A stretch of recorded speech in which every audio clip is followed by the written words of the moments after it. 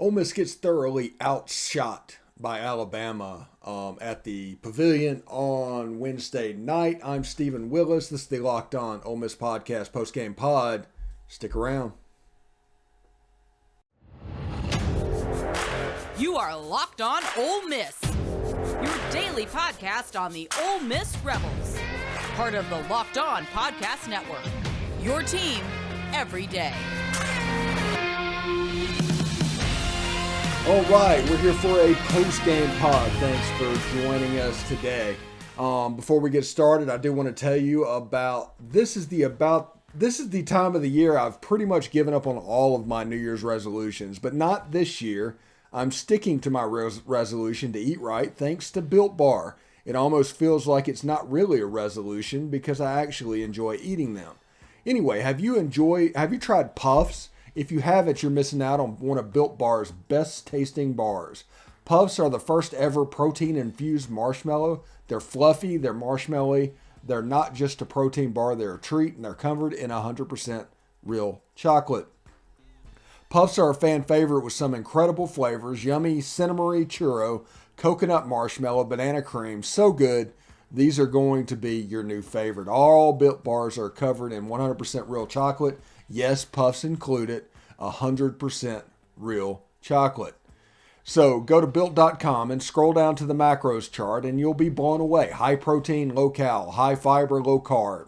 Compare that to a candy bar, which is usually around 240 calories, 30 grams of sugar, and dozens of net carbs. So mint brownie, coconut almond, and new for this month, white chocolate cookies and cream. They are all delicious, and new flavors are coming out all the time. If they think a flavor might be good, they'll just make it. It'll be delicious, and it'll be good for you. At Built Bar, they're all about the taste. They make it taste delicious first and then figure out how to make it healthy. And I don't know how, but they pull it off every single time. So go to Built.com, use promo code LOCKED15 and get 15% off your order. Use promo code LOCKED15 for 15% off at Built.com. So, the Ole Miss Alabama game. It was a game where Ole Miss came out. It's the same game we've seen all season. I mean, Ole Miss comes out really well. As long as they can front run, they are fine. As soon as adversity strikes, which it does, Ole Miss is going to go into problems, and they're not going to have a gap in scoring. And against a team like Alabama, who shot at one time like 60% from three in the second half. I mean, it was ridiculous how well they shot the ball. Alabama ended up winning the game 97-83. Ole Miss shot pretty well. They got to 83 points. They just didn't have the horse to increase it even more and even make it a game. But Alabama was 14-22 from three. Think about that, 14-22. 14-20 with my standard math is 70%. 70%.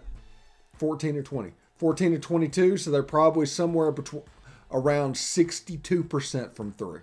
That's ridiculous. And we told you in the preview that how Alabama shoots the ball determines how this game will go. If Alabama doesn't shoot the ball well, it wasn't going to really matter.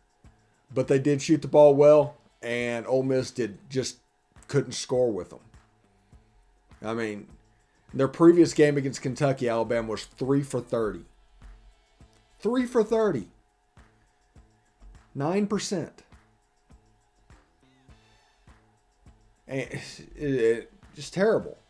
But Ole Miss, 14 for 22 for 3. Alabama ends up winning the game by 14 points or something like that. And it's the same game over and over again with Ole Miss. Like I said, Ole Miss is in a good position. They front run pretty well. Adversity hits. They give a lull in scoring. The other team comes back and takes the lead. And by the time Ole Miss can stop the bleeding, it's about a 10-point game. And the game is essentially decided at that point. And that's the story with this team. When they can front run and confidence is high, when they can front run and confidence is high, it's a good basketball team. They flashed really well. As soon as confidence goes around and something wrong happens, they immediately go into a shell. They have no way to stop it. No person that can just drive and get to the foul line to kind of stem the tide. They just kind of take it. And it can be sad at times. But like against Florida, the game went to overtime, and that was after Ole Miss gave up a 10-minute period where they didn't score a field goal. I don't think the drought was quite that long. It was probably 4 or 5 minutes, though. And they just genuinely struggled to make it work against a team that does not defend well. They just do not. And some people might point out that Alabama is a good team or something like that. And this is a game that you shouldn't overstate. Alabama's a decent team. They've beaten 3 of the teams from last year's Final Four. They've also lost to Georgia. They've lost to Memphis. They've lost to Davidson. They are the definition of Jekyll and Hyde. And it's just Alabama basketball. It's one of those things that is what it is. BetOnline has you covered this season with more props, odds, and lines than ever before as football continues its march through the playoffs right up to the big game this Sunday. BetOnline.net remains the best spot for all of your sports scores, podcasts, and news this season. And it's not just football. BetOnline has up-to-the-minute info on pro and college hoops, NHL, boxing, UFC, along with live, real-time updates on current games. So don't wait to take advantage of all the new amazing offers for the 2022 season.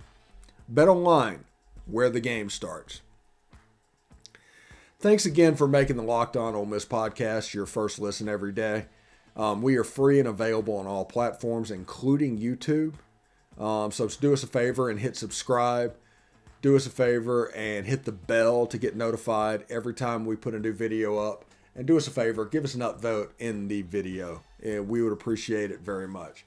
So, yeah, when it comes to this game, there not many people are going to watch this, and I understand that. But this is essentially the same game. Every game is going exactly this way. This could have been the Tennessee game. This could have been the Auburn game. This could have been the Florida game.